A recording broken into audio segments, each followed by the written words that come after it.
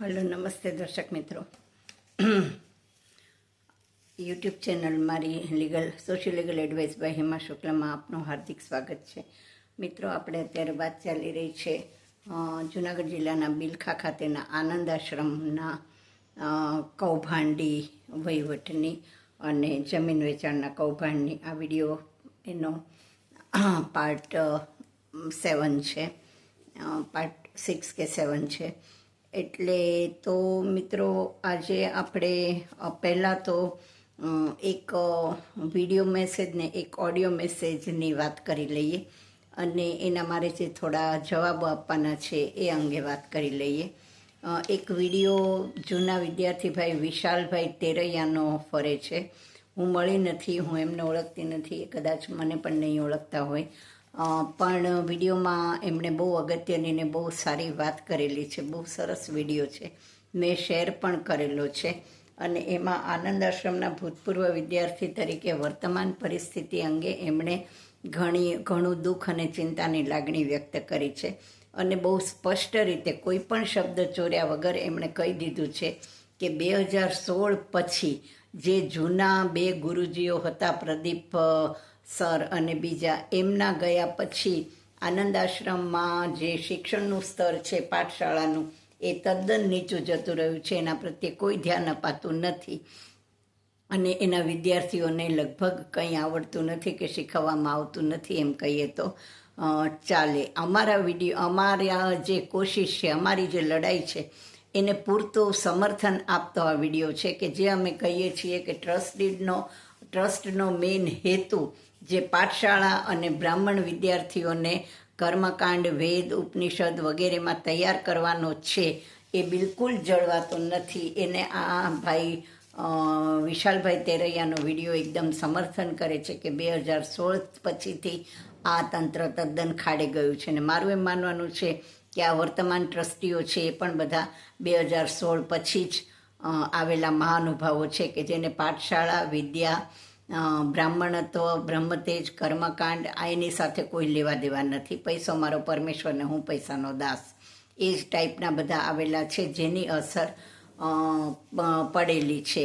જે લોકો બબ્બે વહીવટદારોને 35-40 હજાર રૂપિયા પગારથી એર કન્ડિશન ક્વાર્ટર આપીને રાખી શકે છે, આશ્રમને હિસાબે ને જોખમે, એને પાઠશાળાના ગુરુઓ જે ખૂબ સમર્થ અને સારું શીખવી શકે એવા હોય એને રાખવામાં કોઈ રસ નથી અને એ લોકોનું લેવલ કે ક્ષમતા નથી, એને એ જરૂરી લાગતું નથી. કારણ કે ટ્રસ્ટ ડીડની તો એસી કે તેસી, ગુરુદેવનો હેતુ જે હોય તે, અમારો હેતુ માત્ર પૈસાનો છે. એટલે એને આ વાતની સાક્ષીભાઈ વિશાલભાઈ તેરૈયાનો વિડીયો પૂરે છે. એટલે એ ચલાવી લઈ શકાય એમ નથી. પાઠશાળા, વિદ્યાર્થીઓની વિદ્યા, બ્રહ્મતેજ, કર્મકાંડનું ને, કારણ કે આપણે જેમ બધા વ્યવસાયમાં બધાની જરૂર છે, એડવોકેટ છે, ડૉક્ટર છે, ચાર્ટર્ડ એકાઉન્ટન્ટ છે, MBA છે, કડીઓ, સુથાર, કારીગર, લુહાર, આ બધાની જેવી રીતે જરૂર છે એટલી જ આપણા હિન્દુત્વના સમાજમાં અને સનાતન ધર્મમાં જે જરૂરિયાત છે એ બ્રાહ્મણની અને બ્રહ્મ વિદ્યા જે કરી શકે, યજ્ઞ, યાગ, કર્મ, કાંડ, આ બધાની પણ એટલી જ જરૂરિયાત છે, રહેવાની છે અને દિવસે દિવસે વધતી જવાની છે. આપણી પાસે અત્યારે સારા આ લોકો રહ્યા નથી, વિદ્વાન બ્રાહ્મણો કે કર્મકાંડી બ્રાહ્મણો કે અને એનું કારણ ન રહેવાનું એ આવા બદમાશ ટ્રસ્ટીઓ છે. એટલે બધી જગ્યાએ કદાચ થોડે ઘણે અંશે આવું હશે, પણ એ અમારી જે વાત છે એને ભાઈ વિશાલ અને અમારી જે લડાઈ છે એને વિશાલભાઈ એમાં સૂર પૂરે છે અને એ આપણે ચોક્કસપણે હવે બદલવું જોઈએ. તમે આવા 35-40 હજાર રૂપિયાના ધોળા હાથીઓ તો ન જ કહી શકાય એને, બીજા પ્રાણી કોણ ધોળા હોય આપણને ખબર જ છે. એ જે બાંધી મૂક્યા છે એની આશ્રમને કોઈ જરૂર નથી અને કમસે કમ એમાંથી એક એર કન્ડિશન ધોળાને છૂટો કરીને પણ સારા ગુરુઓ રાખો, એ બહુ જરૂરી છે કે જેને આશ્રમ પ્રત્યે લગાવ હોય, જેને બ્રાહ્મણત્વ, બ્રહ્મતેજ, બ્રહ્મ વિદ્યા સાથે સંબંધ હોય એવાને, અને પાઠશાળામાં બને એટલા વિદ્યાર્થીઓ વધારે ને વધારે આવે. પાઠશાળાનું રિનોવેશન, વિદ્યાર્થીઓના રૂમોનું રિનોવેશન, આ બધું કરી અને સારામાં સારી રીતે એ લોકોને વિદ્યા મળે એવું થાય એને માટેની અમારી લડાઈ છે. બીજા એક ઓડિયો મેસેજીસ છે જે ટ્રસ્ટી કૌશિકભાઈ ત્રિવેદીના છે, જેમને પણ હું ઓળખતી નથી કે જેઓ કદાચ મને પણ ઓળખતા નહીં હોય. હવે સૌથી પહેલાં તો એમણે એક વાત કરી છે કે આ ટ્રસ્ટીઓને બધા જ મેસેજીસ જાય છે, ઓડિયો વિડીયો બધા એમને, અને પોતે નથી મોકલતા એવું પણ એમણે કહી દીધું. અમે ક્યારેય એવો બ્લેમ કર્યો નથી કે તમે મોકલો છો, પણ હું આપને આજે આ ચોખવટ એક કરી દઉં કે ટ્રસ્ટીઓને બધા એટલીસ્ટ મારા બધા મેસેજીસ, ઓડિયો વિડીયોઝ બધા સૌથી પહેલાં હું જ મોકલું છું, કારણ કે હું સામી છાતીએ લડવામાં માનું છું, પીઠ ઉપર વાર કરવામાં માનતી નથી. અને એ લોકોને જો આ બધું કરવામાં શરમ ન હોય કે બીક ન હોય તો મારે એ લોકોની શરમ કે ડર રાખવાનું કોઈ કારણ નથી. એટલે આ મેસેજીસ બધા ઓડિયો વિડીયોના સૌથી પહેલાં, અને મારી આ એક રીત છે, એક પદ્ધતિ છે, એક સિદ્ધાંત છે કે મારી સામે જે હોય એને હું સૌથી પહેલાં મારું જે કાંઈ કહેવાનું હોય એ કહી દઉં. વાયા જાય, કોઈ મારફત જાય, વિકૃત થઈને વાત જાય, ફોરવર્ડ જઈને થાય, એવી છુપાછુપીમાં હું માનતી જ નથી ને મેં એવું કંઈ ખોટું ક્યારેય કર્યું નથી કે કરવું નથી કે જેને લીધે મારે છુપાવવું પડે. એટલે ડોન્ટ વરી, તમે મોકલો છો એવું અમારો બ્લેમ પણ નથી, અમારું કહેવાનું નથી. હું જ મોકલું છું અને હંમેશા મોકલતી રહીશ, ટ્રસ્ટી ચમરબંધી ગમે તેવો હોય એટલે પણ, અને શાસક પક્ષનો હોય કે ચડ્ડી હોય કે ગમે તે હોય, પણ હું બિંદાસે બધા મેસેજ મોકલું છું ને મોકલતી જ રહીશ.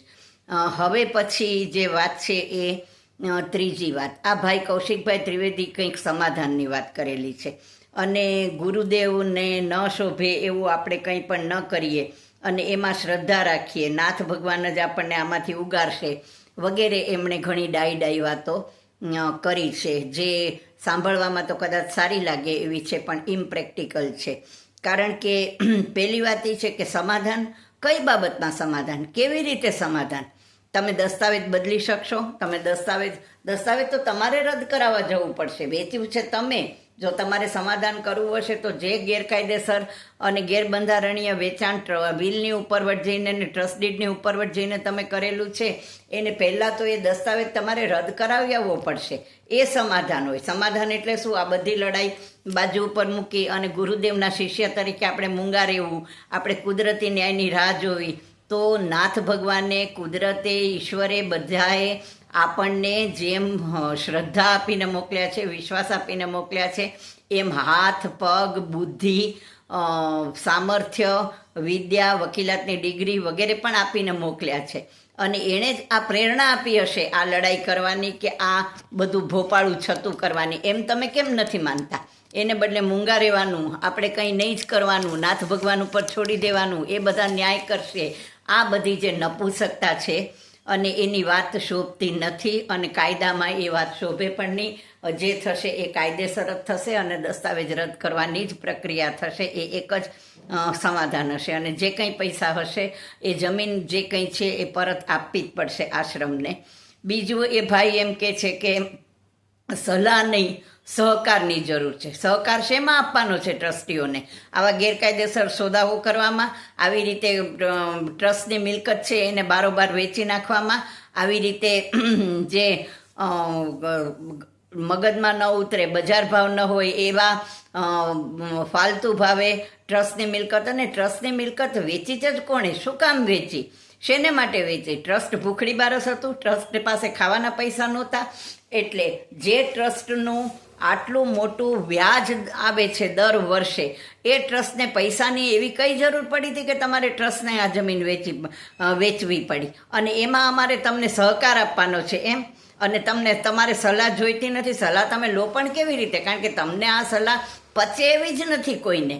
તમારો એમાં ભાગ હોય કે ન હોય, પણ એટલીસ્ટ આ લોકોને આવા ઓડિયો કરીને પ્રોત્સાહન તો આપોમાં. જો તમને કાયદાની, તમને ટ્રસ્ટ એક્ટની, ટ્રસ્ટ ડીડની, વસિયતના કાયદાની આ બધી તમને ખબર ન હોય, ટ્રસ્ટની મિલકતનું વેચાણ કે ખરીદ કેવી રીતે થાય એની, તો અમારે તમને સહકાર નહીં, સલાહ જ આપવી પડે અને કાન પકડીને સલાહ આપવી પડે મિસ્ટર કૌશિકભાઈ. એટલે એટલું આ એક તમને બીજો જવાબ આપવાનો. અઘરું છે બહુ ચલાવવું એટલે, અને સહેલું નથી તો અઘરું લાગતું હોય તો ઘર ભેગા થાવ, ઘેર બેસી જાઓ. તમને કોણે આમંત્રણ આપ્યું હતું? કોણ બાપુજીના સોગંદ આપે છે કે નાના અઘરા કાર્યો કરો ને કરો? એટલે પછીની એક એમણે બહુ જ હાસ્યાસ્પદ વાત કરી છે કે આનંદ આશ્રમ ટ્રસ્ટમાં મીઠું ને મરચું કેટલા વપરાયા એની એ ચેરિટી કમિશનરમાં જાણ કરવામાં આવે છે, અને ચેરિટી કમિશનરને એની ખબર હોય છે. માત્ર મીઠા મરચાંની જ ચેરિટી કમિશનરને ખબર હોય છે. જે માલ છે ને એની ચેરિટી કમિશનરને ખબર પણ હોતી નથી કે જાણ પણ કરવામાં આવતી નથી. તમે જમીન વેચવાની પરવાનગી ચેરિટી કમિશનર પાસે લીધી હતી. આ જમીનની પછીની કલેક્ટર પાસેથી પરવાનગી લીધી હતી. જમીનની અપસેટ પ્રાઇસ નક્કી થઈ હતી. જમીનની હરાજી થઈ હતી. જમીન તમને કલેક્ટરે વેચવાની પેલી કરી હતી. કલેક્ટર મારફત કોર્ટની પરવાનગી તમે લીધી હતી. તમે મીઠા મરચાંની વાત કરો છો, સાચી વાત છે. ચેરિટી કમિશનરમાં માત્ર મીઠા મરચાંના જ હિસાબો જાય છે. આવા જે માલ હોય ને એના હિસાબો જતા નથી. એટલે તમને ખબર ન હોય તો તમે ટ્રસ્ટી રહેવાને લાયક નથી, ક્યારેય ન હતા ને હજી ચાલતા પડી જાઓ. અને તમને ખબર હોય છતાં પણ તમે આવી વાહિયાત વાત કરતા હો તો તમે સૌથી વધારે ગેરલાયક ટ્રસ્ટી છો. પછીની એમણે જે વાત કરી હતી કે વિદ્યાર્થીઓનું નામ વાપરવું નહીં, કે વિદ્યાર્થીઓના ખભે મૂકીને કોઈએ કંઈ કરવું નહીં. અરે ભાઈ, અમે તો હમણાં આવ્યા, છેલ્લા 1 મહિનાથી પિક્ચરમાં આવ્યા છે. વિદ્યાર્થીઓ તો બિચારા 3 વર્ષથી લડે છે. વિદ્યાર્થીઓનું નામ અમે નથી વાપરતા કે વિદ્યાર્થીઓનો ખભો મેં નથી વાપર્યો. વિદ્યાર્થીઓને મેં મારો ખભો વાપરવા માટે આપ્યો છે. કારણ કે વિદ્યાર્થીઓ કાયદાના વિદ્યાર્થીઓ નથી, વકીલો નથી, એને કાયદાનું જ્ઞાન નથી, અને એ લોકો આની પાસે ટૂંકા પડે છે. અને એટલા માટે અમારો ખભો છે ને એ વિદ્યાર્થીઓ વાપરે છે. વિદ્યાર્થીઓનું નામ અમે વાપરતા નથી કે એ લોકોનો અમે ઉપયોગ કરતા નથી. એટલે ન ખબર હોય, આ ખેલ નથી. સાચી વાત છે, આ ખેલ નથી જ. આ કરોડો રૂપિયાની ટ્રસ્ટની ને આશ્રમની મિલકતની વાત છે મિસ્ટર ત્રિવેદી. આ કોઈ ખેલ નથી. ને આપને જો આ ખેલ લાગતો હોય કે ન લાગતો હોય, કંઈ પણ હોય ને, તો જે કંઈક પેલી થઈ છે એ ફરીથી તમે દસ્તાવેજ બદલાવીને આ જમીન ટ્રસ્ટને પાછી અપાવડાવી દો. હું પણ એમ જ કહું છું કે આ ખેલ નથી, તમે જે કર્યા છે ને તે. એટલે પછી ગુરુદેવે ને ઘણું કહ્યું છે. પાઠશાળા, વિદ્યા, સનાતન ધર્મ રક્ષા, મિલકત ન વેચવી, આ બધું ટ્રસ્ટ ડીડમાં ઘણું બધું ગુરુદેવે કહેલું છે. ગુરુદેવનો મેઇન હેતુ જ પાઠશાળા, વિદ્યા અને વિદ્યાર્થી હતો. તો ગુરુદેવનું આ બધું કહેલું મનાય છે. આ બધું કહેલું ગુરુદેવનું અમલવારી થાય છે. તો તમે ગુરુદેવનું નામ વટાવવા નીકળ્યા છો.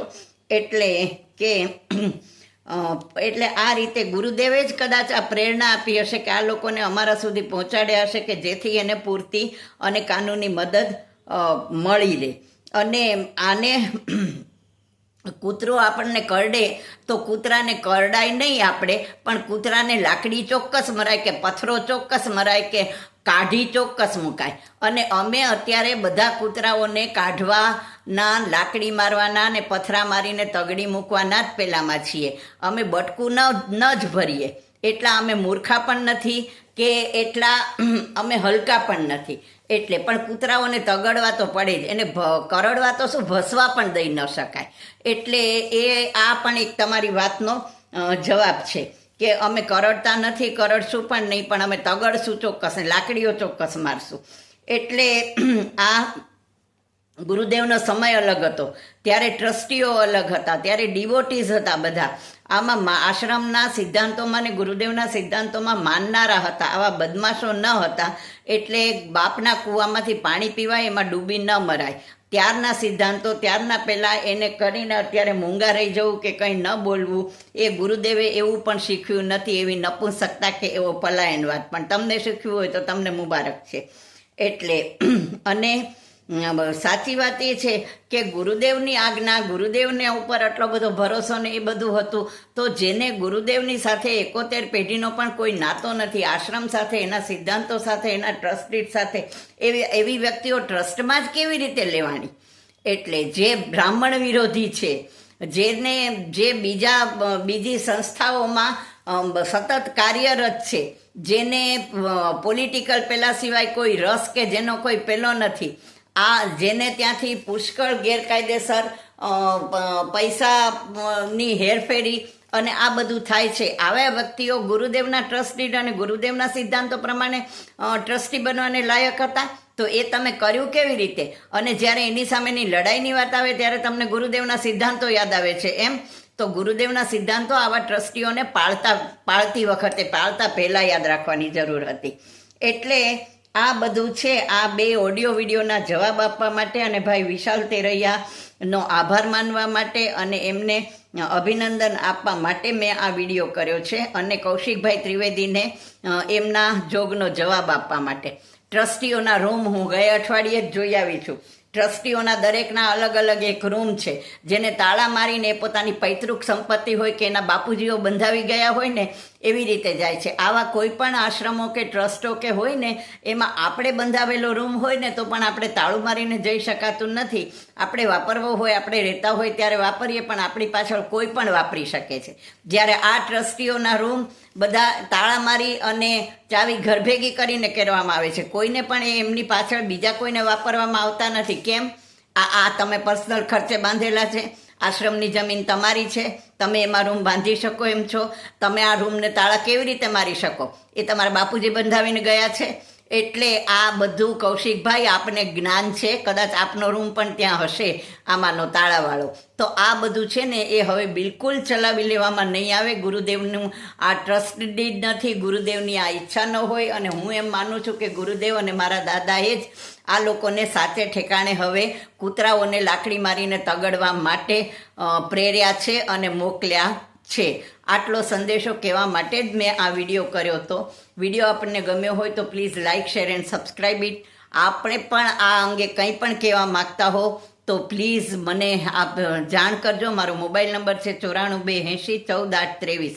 આપ ઈચ્છતા હશો તો આપનું નામ પણ ગુપ્ત રાખવામાં આવશે. પણ આ જે લડાઈ છે આશ્રમને બચાવવાની હિતરક્ષક સમિતિની, એમાં બીજું કંઈ નહીં તો આપ ઇન્ફોર્મેશન જેટલી આપની પાસે હોય એનાથી પણ આપ મદદરૂપ થઈ શકો છો. અને બીજું કંઈ નહીં તો છેવટ મૂંગા રહીને મદદરૂપ થઈ શકો છો. આ કૌશિકભાઈની જેમ પ્રલાપ કરીને નહીં. એટલે એ રીતે ફરીથી મળશું આવા જ કૌભાંડ અંગેના બીજા અમને જેમ જેમ ખબર પડતી જશે એમ અન્ય વિડીયોમાં. ત્યાં સુધી રજા આપશો અને પ્લીઝ ચેનલને અને વિડીયોને like, share and subscribe. Thank you very much. જય ગુરુદેવ, જય હાટકેશ.